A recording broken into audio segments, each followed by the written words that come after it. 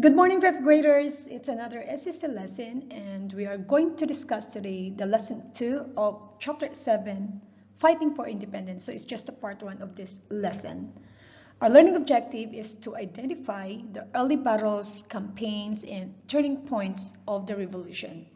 Basically, in this lesson, you will learn about the challenges the Continental Army faced early in the Revolutionary War and some major battles in the North. First, look at the illustration class. We have here two different soldiers. The one in the right is a British soldier who had better supplies than Continental Army, the one in the left. Few Patriot soldiers actually wore full uniforms and many did not have guns. So let's find out more the differences between these two armies. In July 1775, George Washington, who was the commander-in-chief, took command of the Continental Army. The soldiers had no uniforms, only their everyday clothes, and many of them had no guns, and they just carried spears and axes, or it is something that has a long shaft and sharp head or blade. Some of them fought in the French and Indian War, but most of them had no military training or they had no standard way to drill, discipline, or maneuver. Many were farmers who had just enlisted or signed up to fight. Then keeping the Army grade 5 fed and clothed took a lot of supplies. So Washington told Congress that his army needed 100,000 barrels of flour and 20 million pounds of meat a year. Unfortunately, Congress could not raise enough money to pay for everything the army needed. So in short, grade 5, the Continental Army had shortages of food, clothing, tents, and other military supplies throughout the war. Now, students, let's find out the strong enemy of the Continental Army. The Continental Army went to war against one of the most powerful armies in the world. The British Army was made up of experienced soldiers, meaning to say they were well-trained, well-equipped, and well-disciplined. The British had about 50,000 soldiers in the colonies, while Washington rarely had more than 15,000 soldiers in his army at any time. And apart from that grade 5, the British also used mercenaries or hired soldiers. Having a foreign army grade 5 was not unusual in the 18th century. And because many of the mercenaries came from a German region called Hesse Castle, Americans called them Hessians. So there were around 30,000 German soldiers fought in the Revolutionary War. Somehow, class, the British had problems too. It was hard to fight a war 3,000 miles from home, and loyalists gave some aid, but the British soldiers still had to wait a long time for supplies and soldiers to replace them. So the British Army's grade 5 fought a war far from home, so military orders, troops, and supplies sometimes took months to reach their destination.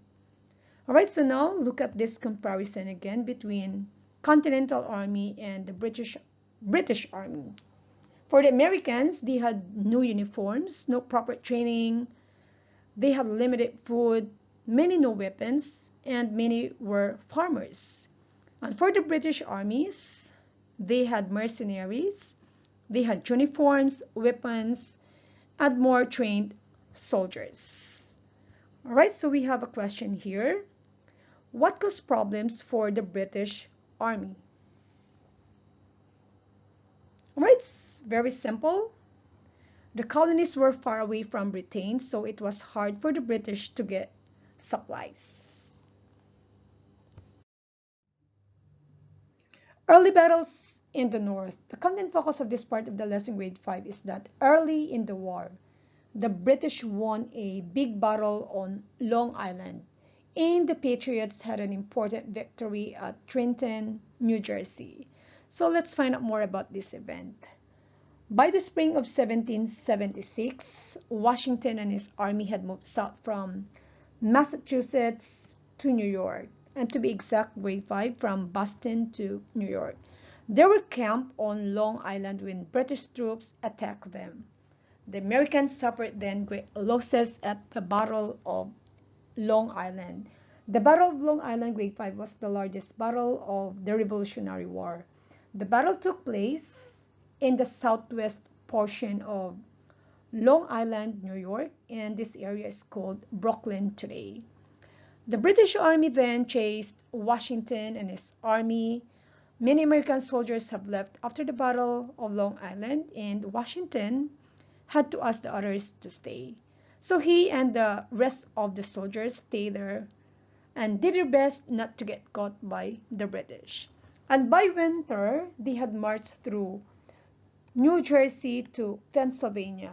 Then British General William Howe and most of the British Army were still in New York. The British remained Grade 5 in control of New York City for the rest of the Revolutionary War. After the big battle on Long Island, let's see the brilliant plan of Washington. By December 1776, thousands of American soldiers were ready to give up. Remember, students, that many Patriot soldiers had abandoned the army after losing the Battle of Long Island. So Washington came up with a plan to attack Haitian mercenaries in Trenton, New Jersey. At this time in history, Grade 5, armies rarely fought battles in winter because it was so cold and dangerous river between the two armies. The Haitian soldiers probably thought the last thing the American army would do was attack in these terrible conditions. But for Washington, he knew he could surprise the Haitians. So Patriot troops crossed the icy Delaware River in rowboats and marched 9 miles to Trenton. And there they found the Haitian troops sleeping, and the attack and the fighting lasted only an hour before the Haitians surrendered. So it's so obvious, Grade 5, that the Haitians were not prepared for such an attack force. The victory at Trenton gave American soldiers hope for the future.